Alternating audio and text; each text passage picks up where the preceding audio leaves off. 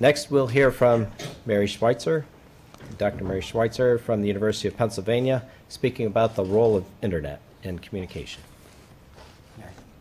Okay, I'm on. That's great. I want to say something really quickly in relation to something that Ken said. When my university had to give me disability for having CFS, they took my tenure away. The American Association of University Professors wanted to sue, and I was too sick. I couldn't do it. But I did land on my feet. I'm at a research institute at Penn, so I'm fine. But they get you in lots of ways if you have this disease.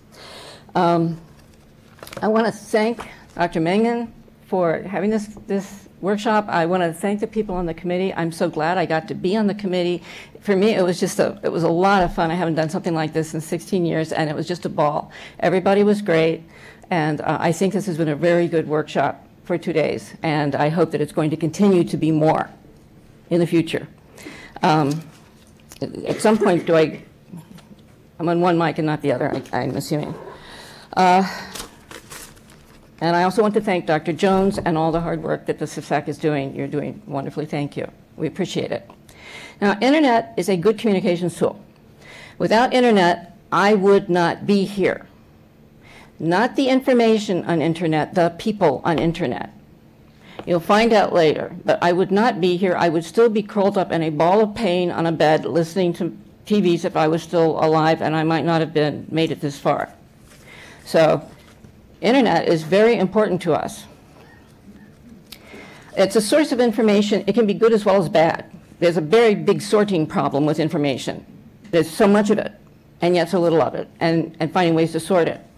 The government can help you in this, and should be helping you in this. But I'm going to say the CDC website is embarrassing for a scholar, because instead of having an impartial bibliography, this is from the Canadian Research Definition. This is an impartial bibliography. This is what it looks like. It's got seminal works, something on everything. It's the whole picture. Instead of that, it's got people's personal vitas who work at CDC, and that's it, which is a little piece of it, which is disinformation.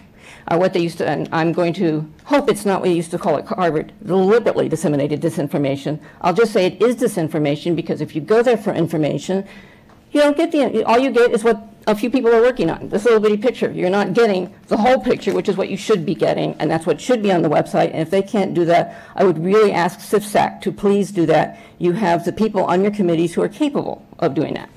All right.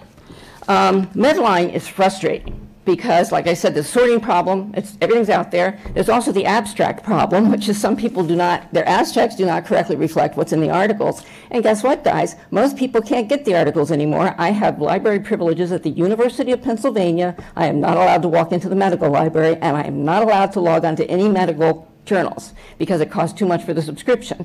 I have my ways. I get all the articles. I do fine. But the point is, it's sort of, there's a level where the information is being cut off, and this is not a good thing. Now, I would say that the best source of objective information on this disease at the moment is a discussion list called CoCure. You can find it at www.co-cure.com. Thank you. And it's run by patients. Ray Colleton and some patients run it. It is an information list you're not allowed to discuss, and they do a very good job of getting information out. If you want to get information out, they'll hide you if you want to be hidden. You don't have to use your name. And they do a great job, and they have the archived going all the way back into the 90s on their website.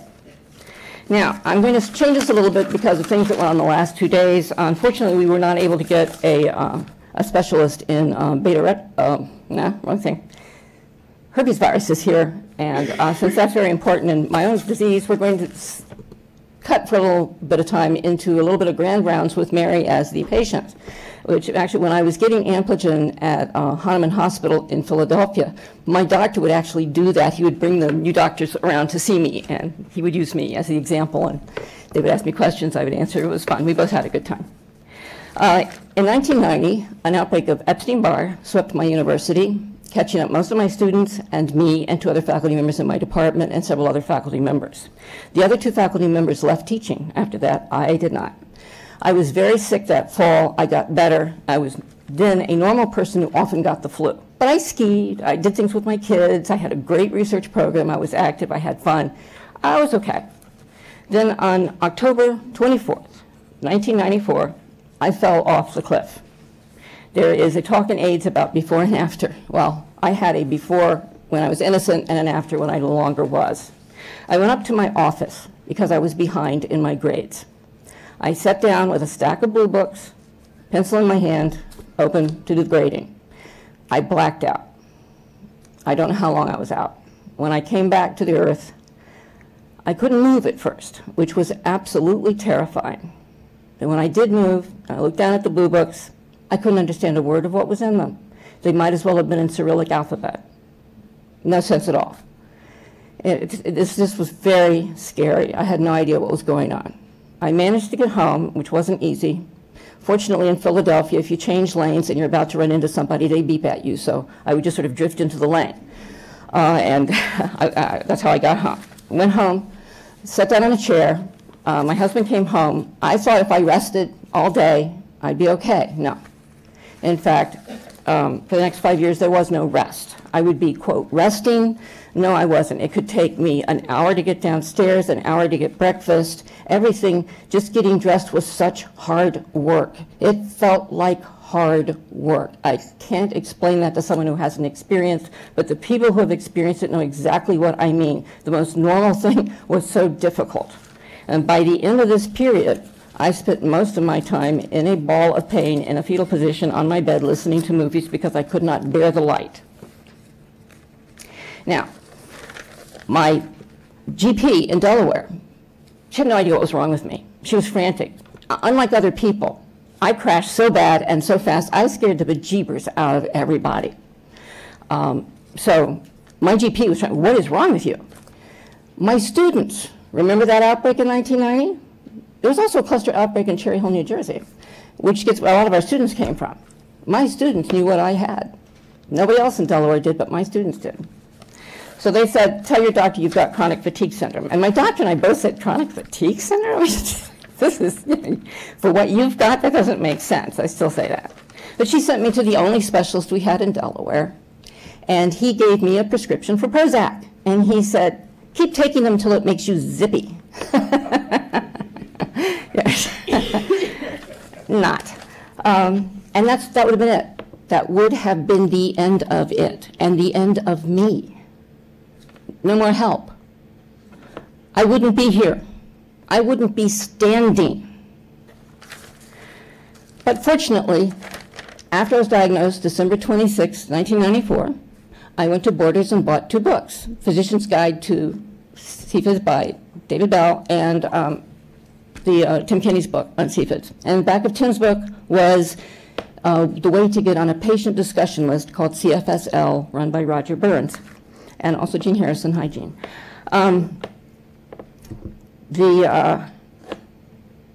So I was on, very quickly, I was on a discussion list with people who knew exactly what I had because they had it. And they heard my woes with this doctor who was an idiot. And by February, just a couple of months, I was seeing a great specialist named Marsha Wallace, who was an internist here in Washington, and closed her practice in 2000 and would not tell us why. I have my suspicions, but she was great. The first thing she did was give me this huge questionnaire that my husband filled out because I couldn't fill it out. The second thing she did was give me a Romberg test, and I fell over as soon as I shut my eyes. That should tell you something. Then she taught me the envelope theory, which is that you find out how much you can do, you remain within that. It gives you a level of independence because you know how far you can go, and then every once in a while you go a little further.